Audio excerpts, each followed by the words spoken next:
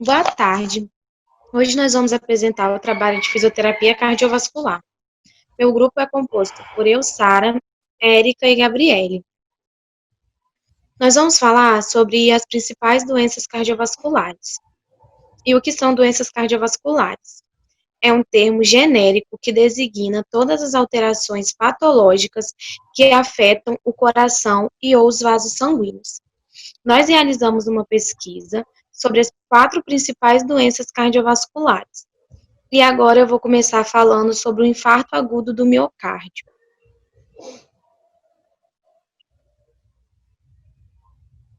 O infarto agudo do miocárdio trata-se de uma condição fisiopatológica resultante da total e absoluta oclusão da luz de uma artéria coronária ou do fluxo sanguíneo coronariano, insuficiente em relação às necessidades do miocárdio, causando injúria celular irreversível e subsequente substituição do tecido contrátil lesado por células cicatriciais fibróticas sem capacidade de contração.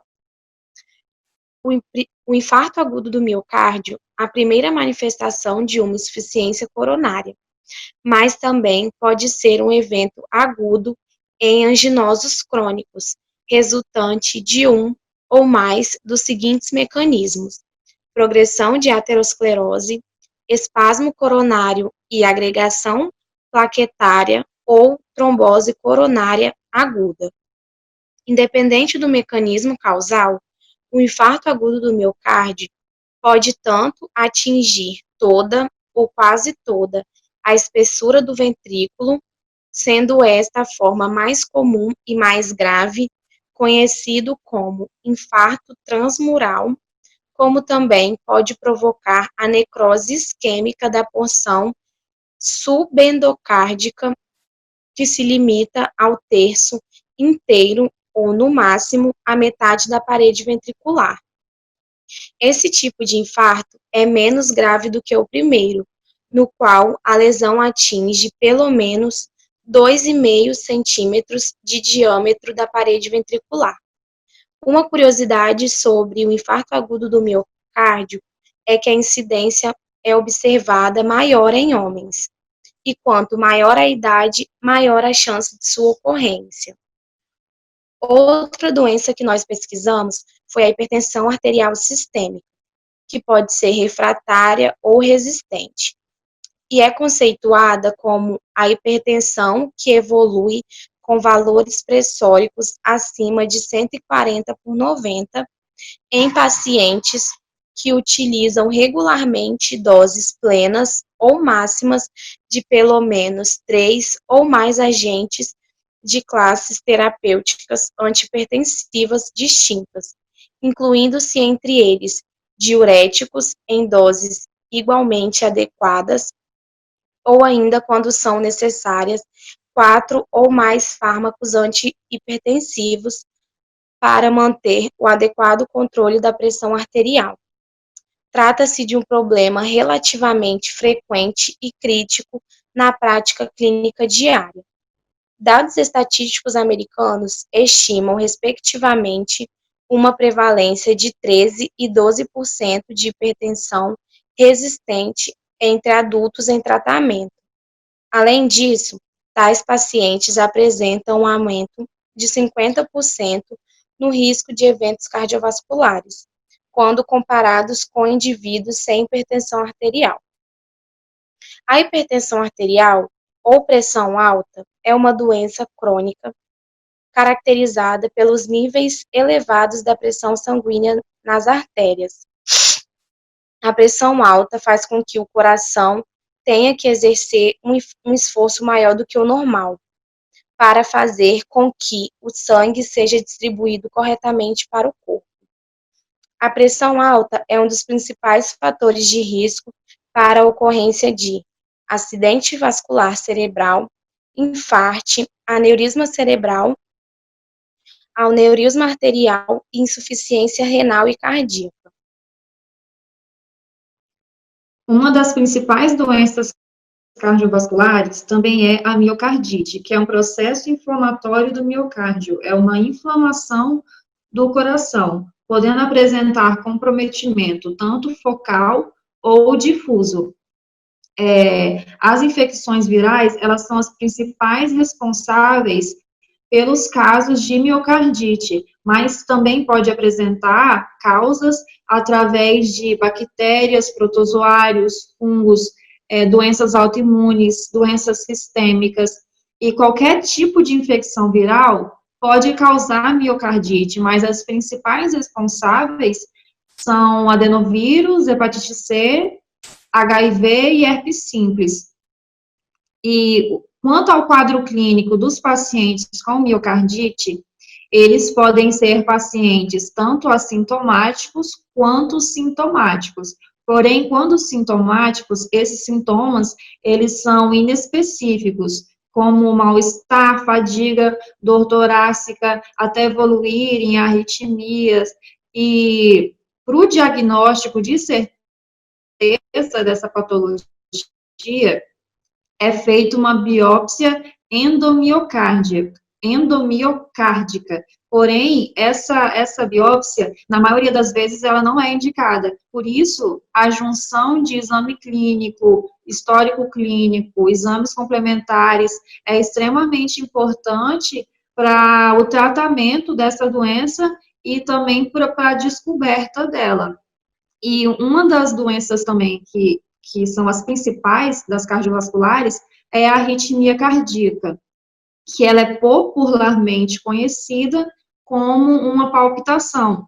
E pelo paciente, ela pode ser definida como um batimento anormal, rápido, sendo chamado de taquicardia, ou abaixo do normal, sendo chamado de bradicardia. E também pode ser um batimento irregular.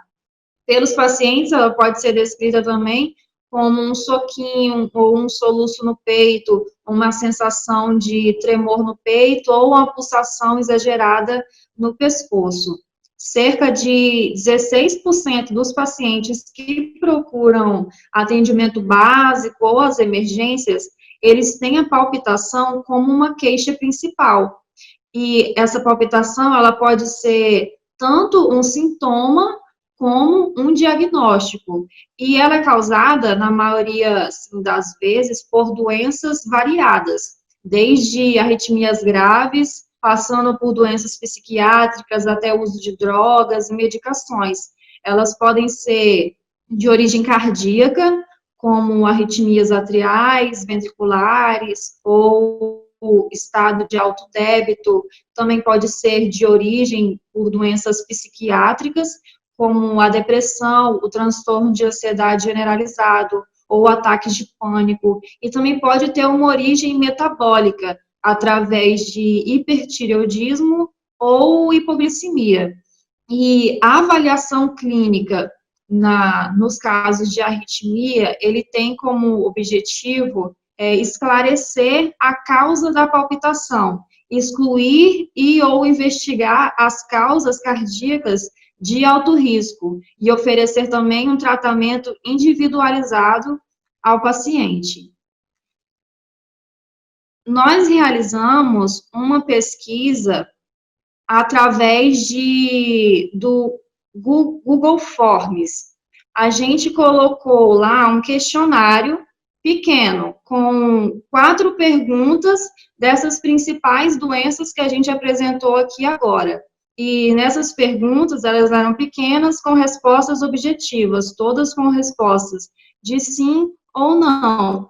E as principais perguntas eram se conheciam a patologia citada, se conhecia alguém que sofreu dessa patologia, se essa pessoa que está respondendo sofre dessa patologia, e se eles têm o conhecimento da importância da fisioterapia na recuperação dessa doença.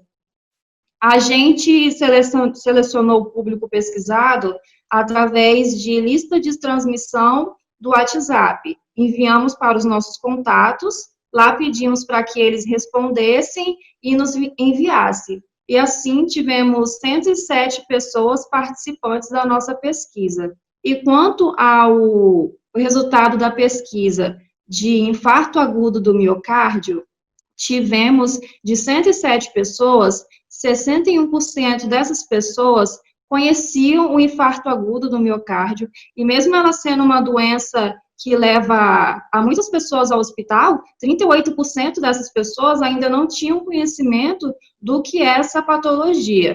E quanto a conhecer alguém que já sofreu de infarto agudo do miocárdio, 53% das pessoas já conheciam alguém que tinha sofrido um infarto, e 96% não tinham sofrido, somente 3% já tinham sofrido algum infarto. E 57% das pessoas pesquisadas não sabiam a importância da fisioterapia na recuperação dessa doença. E quanto à pesquisa, também fizemos de infarto agudo, de hipertensão atrial.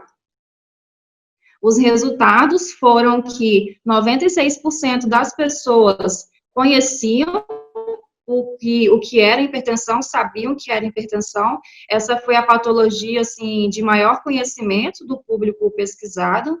E 93% conheciam alguém também que era hipertenso. E somente 14% das pessoas pesquisadas eram hipertensos, e 61% não sabiam a importância da fisioterapia na recuperação dessa doença. E quanto aos resultados da arritmia cardíaca, 82% das pessoas sabiam o que era a arritmia, e 17% já tinham sofrido algum tipo de arritmia. E 48% das pessoas conheciam alguém que já tinham sofrido de alguma palpitação, sendo que 64% não sabiam a importância da fisioterapia na recuperação dessa doença. E também tivemos resultados da pesquisa a respeito da miocardite, que 77% não sabiam que era miocardite. Essa foi a patologia de maior desconhecimento do público pesquisado, e nenhum deles sofriam dessa doença. E 82% sabiam a importância não sabiam, perdão, 82% não sabiam a importância da fisioterapia na recuperação dessa doença.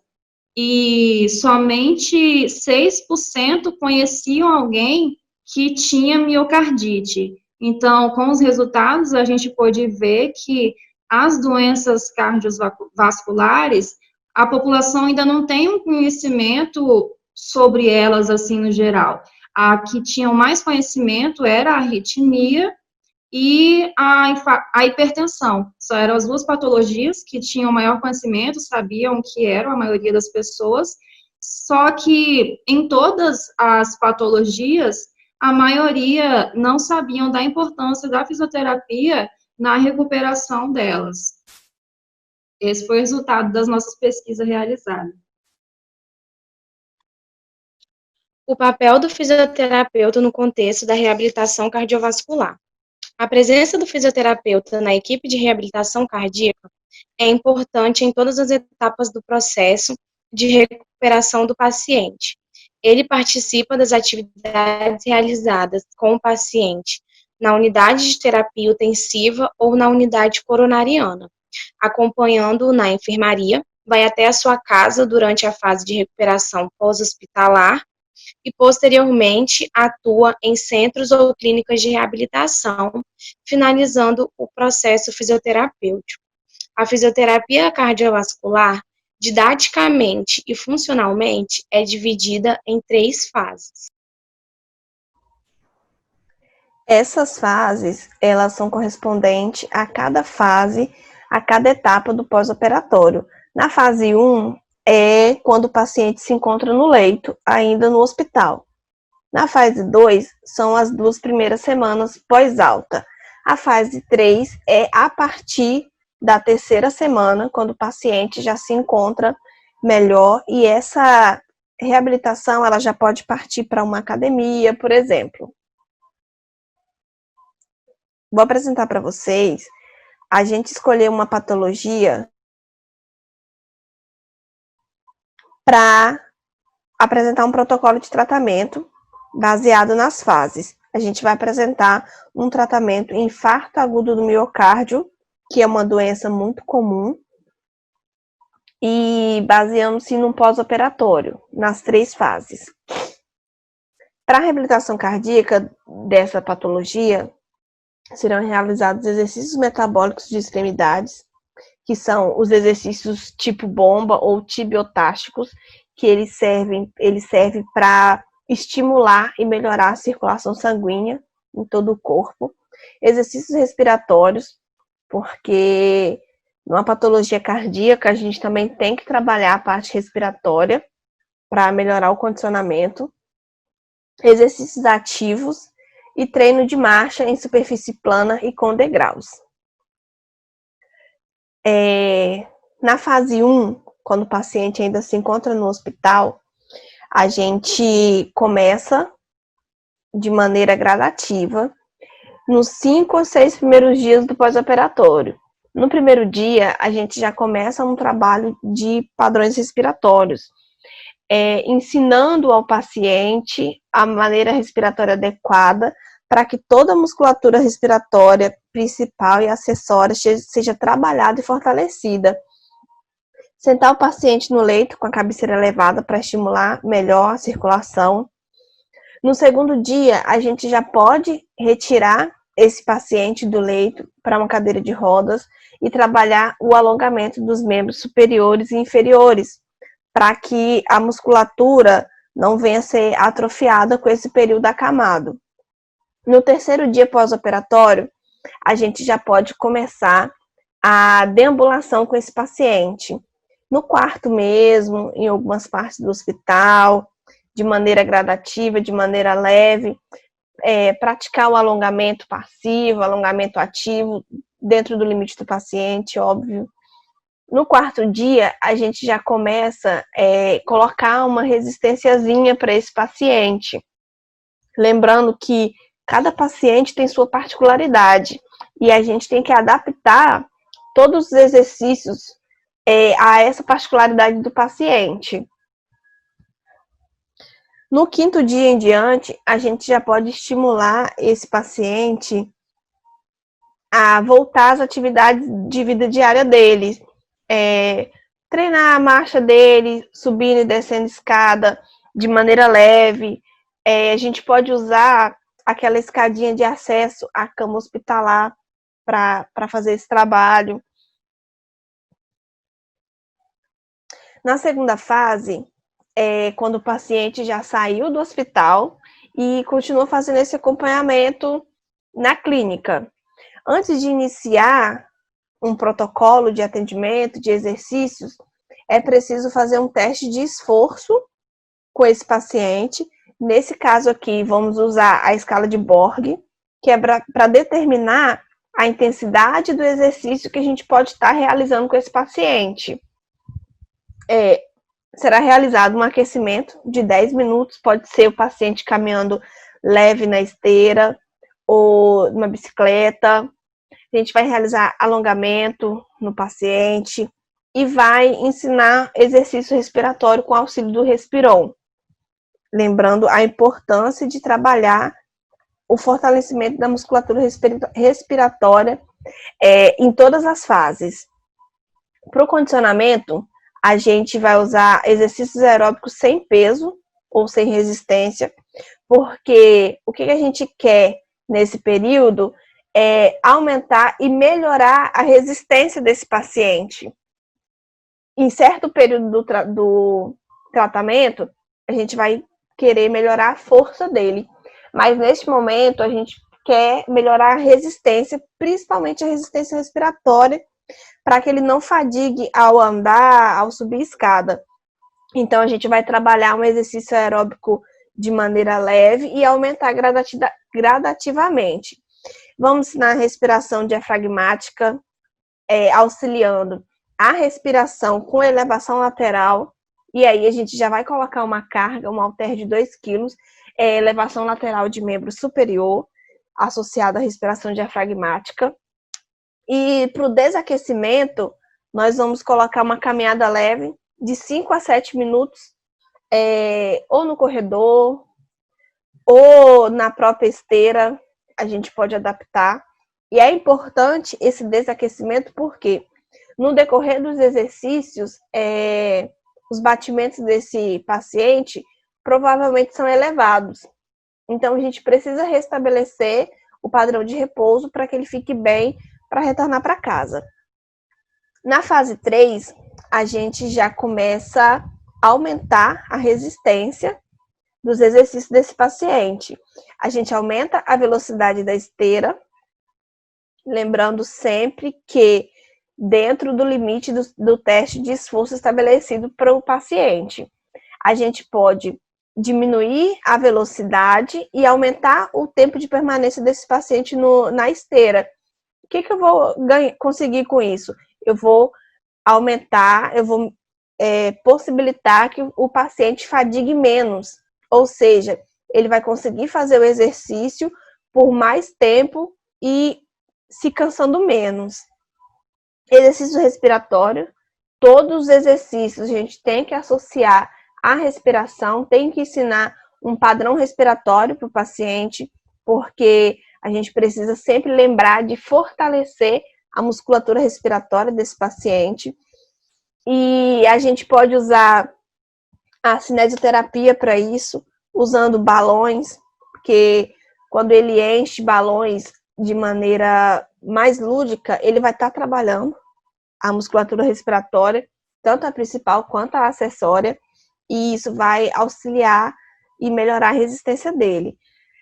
Flexão de quadril sem resistência, 3 séries de 10 repetições, exercícios com caneleira, flexão de joelho, 3 séries de 10 repetições, porque a gente quer melhorar o condicionamento, quer melhorar a resistência, mas a gente não pode esquecer de fortalecer a musculatura, porque esse paciente ficou um período acamado.